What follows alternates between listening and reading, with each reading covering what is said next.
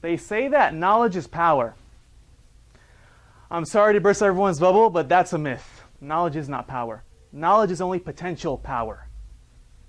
Knowledge without application is useless, it's frivolous. This relates to paradigms. Paradigms and knowledge, they're opposite. They're not opposite, but they're different things. It's not the same thing. People can have knowledge about a particular subject, but never act on it. Why don't they act on their knowledge or what they have learned or acquired? That's because they have a wrong way of thinking, a wrong way of habitual thinking. And that's what paradigms are. Paradigms are a multitude of habits, and they start with your thoughts. Your habits are formed with your thoughts. Look at it like a process, okay? Your thoughts lead to your feelings lead to your actions, and then your actions lead to your results. And these paradigms are very essential for us because it allows us to understand how the mind works. Most people think that our brain is our mind, but that's not it. Our mind is comprised of two spheres. You have the conscious and subconscious mind. So if you look at the board here, I've drawn a picture of a layout of how the mind looks like and how our results in our lives are shaped by our mind and by our unconscious mind, and what conscious thoughts we have that shape our future. So you see above, you have the conscious and the subconscious. And then the body responds to, remember I said your thoughts lead to your feelings lead to your action leads to your results. Well, this is how it works. You have a thought, let's say you have a goal, it's New Year's, right? And people write their resolutions down, and let's say, I want to make this much money by January 3rd, 2015, okay? That happens, so you put that thought in the conscious mind, and then it gets processed in the subconscious, and if you hold on to that image of how it looks like, and the beliefs, it's lodged in the subconscious, and then your body is going to take action, and you'll see results, okay? That's very simple and straightforward, but for many people out there, they may have a goal, but they don't have the beliefs, the proper beliefs. They have a lot of resistance and fear of the goals that they set. That is because it's their subconscious fears. Okay? And on the conscious, you have two different kinds of faculty. You have the sensory faculties, which are your five senses, hearing, smell, taste, touch, and subconscious, it's your deeper faculties, such as intuition, such as belief. Okay? Now, people have fear, like I said, fear, doubt, worry, and anxiety when they have a thought. Let's say you have fear. I want to do this goal by this time. All of a sudden, when you implant in your conscious mind, okay, you have subconscious resistance. Some people do. Let's say you want to lose 20 pounds next year, okay? By 1 year, I want to lose 20 pounds. Okay, you can intellectually say something, but this is why 80% of people who write their goals down, they don't follow through because they have unconscious resistance. So you say, I want to lose 20 pounds, but deep down you say, well, my body is just this way. I don't want to give up fast food. I hate working out. I have to go to the gym, get off my butt, drive to the gym. It's the people there they're hogging the machines. It's just so much work. I don't really like working out. I don't want to give up fast food and minimize my eating, eat healthier. You have all these, you might not say this out loud, but these are unconscious. They're lodged within based on your past results. See right here, when you look at R, it stands for results. Many people use their past circumstances to dictate their inner beliefs, but you're not your past, and you're not the results that happen to you throughout your life. You can change. Each day you wake up, it's a new journey. It's a new blank page. So from this moment on till this day, let's say you have some negative resistance lodged in your subconscious, you can make a change right now based on your thoughts. The thoughts are your starting point, okay? And now let's say you have negative subconscious fear, doubt, worry, and anxiety, okay? Let's say, again, this example, I said, I want to lose 20 pounds in 1 year, okay? So what you do is, and let's say, okay, I say that goal, I bring it in my conscious mind, but then I have all these fears. I don't like working out. I don't know if I can do this. It seems really hard. I want it fast. I don't want to have to wait 1 year of repetitive workouts to gain a little bit of results. I can't do that. Well, the way you change your unconscious beliefs is you start with your conscious thoughts. I want everyone here, if you have any kind of fear that you have with the goal that you have, you write down all those negative beliefs. Be honest with yourself. Say, okay, I don't like working out that much. I don't want to give up eating the foods I eat right now. So you write down all the unconscious beliefs that are bringing resistance to your goal, and be honest with yourself. What you do now is, now on a different sheet of paper, you write down the complete opposite of those negative beliefs.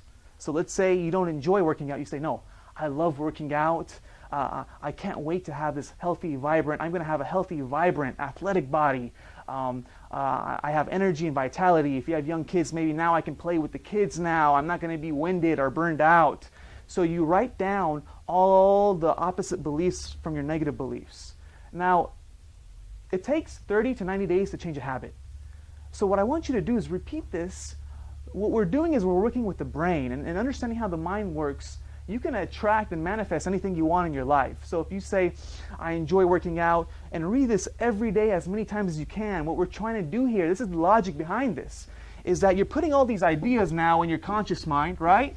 And we're trying to override now. Imagine the greens are the new thoughts. These are the new beliefs they're trying to instill in your subconscious, and they're trying to cancel out all these negative beliefs that you've had. And this may take time, because let's say, depending on how old someone is, right? Let's say if you had a negative belief for the past 30 years, well, it might not be overnight where all these negative beliefs, all the blue zones override it. So it may take a lot of work changing those beliefs. And the fear is going to creep in, right? Oh, you're going to have a battle now. Once you have that new thought, well, I love working out, I'm lighter, I feel lighter, then those negative beliefs may resurface, and they'll tell you, well, you're crazy. What are you talking about? Or I want to make $1 million, right? It's like, no, you're crazy. What are you talking about? Those are the negative subconscious beliefs that have been dictated maybe by well-meaning parents, maybe society, your past results. Or they're going to start creeping up, all the negative associations you have, and then they're going to bring you resistance to your new conscious ideas. But that's why when you have those negative emotions from your subconscious past come about, you stop it. Stop it, and implant it with your newly formed beliefs, okay? Because what you want to do, it's not going to be overnight, okay? Everything in life is a slow, steady progress. I mean, I'm sorry to tell the truth, but listen, there is no magic pill. There is no magic pill. You have to ingrain in your mind that if you're going to do anything worthwhile, and Earl Nightingale said this, success is the steady progression of a worthy ideal. So you have to have this worthy ideal, and it's a steady progression, okay? And if you want to do anything worthwhile, it's a slow, steady progress. There is no magic pill. If I want to have a six-pack, I can't go and on the infomercial and buy the 30-minute ab roller machine, and in 30 days have the shredded six-pack that those guys in the infomercial have. So that's all mistaken. And if you want to study successful people, they should do a documentary on success. It's those, and study people, like let's say like high business leaders, Mark Cuban and all these guys that we admire that are successful, and kind of see what their daily routine's like. To an outsider, they may look at it like their perception may be glamorous, but the reality is that they work hard. They probably do their emails, they do a lot of grunt work, they do a lot of monotonous tasks, and they stick through that for a year or a few years to only get 0.0009% better. They do it again, and they only get 0.009% better. So kind of keep it in your mind that everything's a slow, steady progress. And that's why when we understand the conscious and subconscious mind, we can up that curve, okay? So when we have those new beliefs, new thought forms, you're going to have that, and it's going to cancel out the negative thoughts, right? And all of a sudden, when you override those negative thoughts, now you have the belief that I can be a millionaire, and you actually believe it now. Then you might have negative thoughts, well, I can't do this, or you might have roadblocks come your way, but those are not going to deter you anymore, because you have the belief now that I can do it. You've reprogrammed your brain.